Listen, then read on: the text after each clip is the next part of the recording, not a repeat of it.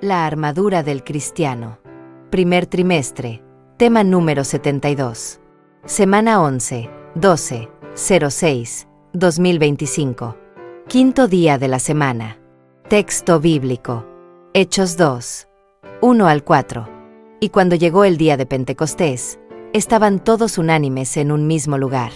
Y de repente vino un estruendo del cielo como de un viento recio que corría, el cual llenó toda la casa donde estaban sentados. Y se les aparecieron lenguas repartidas, como de fuego, asentándose sobre cada uno de ellos. Y fueron todos llenos del Espíritu Santo, y comenzaron a hablar en otras lenguas, según el Espíritu les daba que hablasen.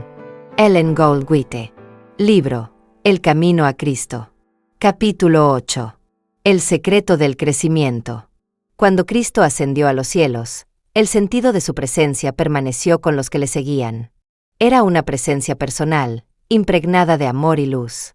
Jesús, el Salvador que había andado, conversado y orado con ellos, que había dirigido a sus corazones palabras de esperanza y consuelo, había sido llevado de su lado al cielo mientras les comunicaba un mensaje de paz, y los acentos de su voz: «He aquí, yo estoy con vosotros todos los días, hasta el fin del mundo», les llegaban todavía cuando una nube de ángeles le recibió. Había ascendido en forma humana, y ellos sabían que estaba delante del trono de Dios como amigo y salvador suyo, que sus simpatías no habían cambiado y que seguía identificado con la humanidad doliente. Estaba presentando delante de Dios los méritos de su sangre preciosa, estaba mostrándole sus manos y sus pies traspasados, para recordar el precio que había pagado por sus redimidos. Sabían que había ascendido al cielo para prepararles lugar y que volvería para llevarlos consigo. Al congregarse después de la ascensión, estaban ansiosos de presentar sus peticiones al Padre en el nombre de Jesús. Con solemne reverencia se postraron en oración repitiendo la promesa: «Todo cuanto pidiereis al Padre en mi nombre, Él os lo dará.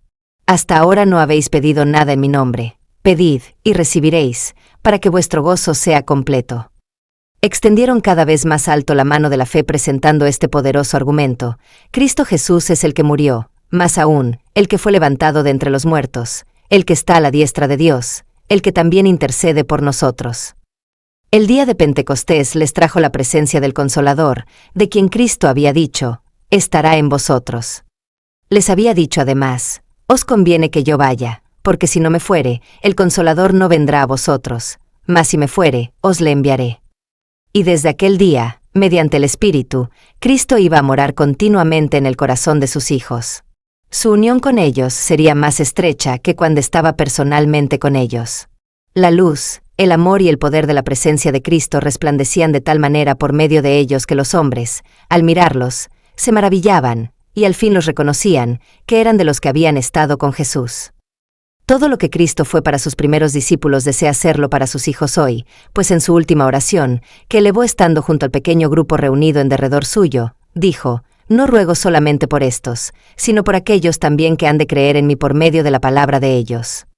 Oró por nosotros y pidió que fuésemos uno con Él, como Él es uno con el Padre. ¡Cuán preciosa unión!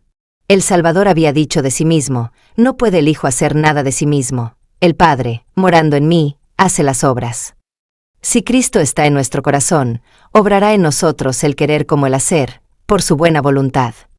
Obraremos como Él obró, manifestaremos el mismo Espíritu. Amándole y morando en Él, creceremos en todos respectos en el que es la cabeza, es decir, en Cristo. Testimonio. Mes 3 en el tiempo del Eterno. 21/05/2023 Part 1. Mensaje para Día de Pentecostés 2023. Se acerca la fiesta de Pentecostés, donde se vive el recuerdo muy claro en nosotros del monte Sinaí, desde Moisés. Lugar donde recibió las 2 tablas de piedra escritas por el dedo de Dios, su ley de gobierno para su pueblo. También, recordamos cuando, a los discípulos por mandato del Eterno, Cristo Jesús, se les indicó quedar en el aposento alto, hasta recibir la promesa del otro Consolador, el Espíritu Santo. Esta fiesta también se la conoce como la fiesta de las semanas.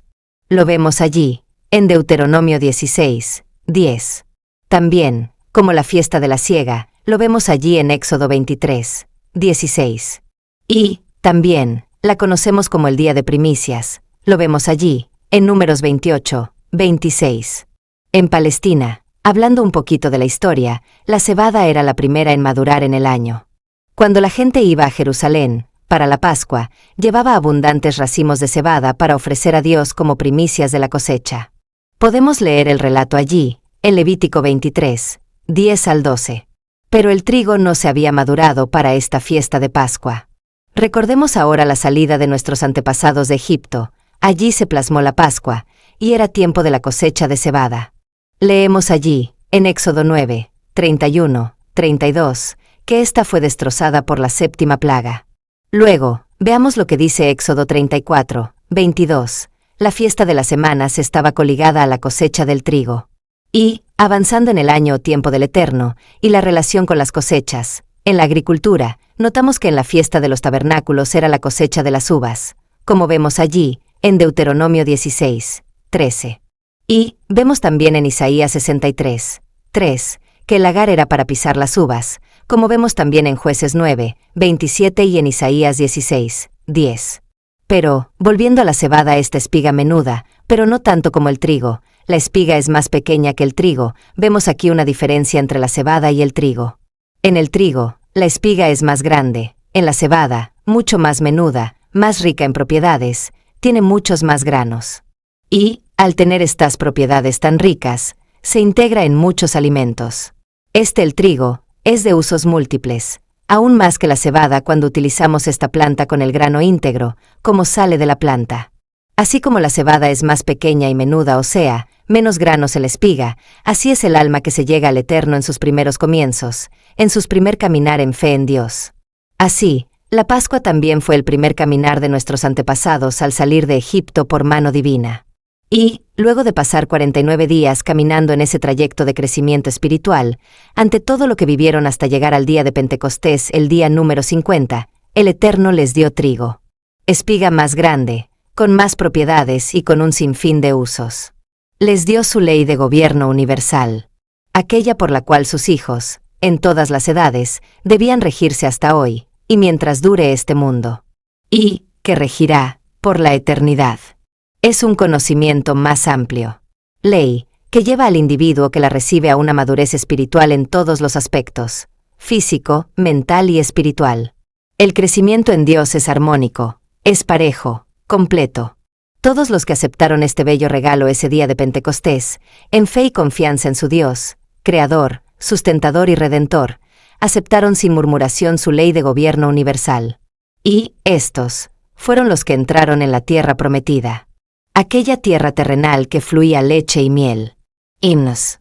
361. Esparcid la luz de Cristo.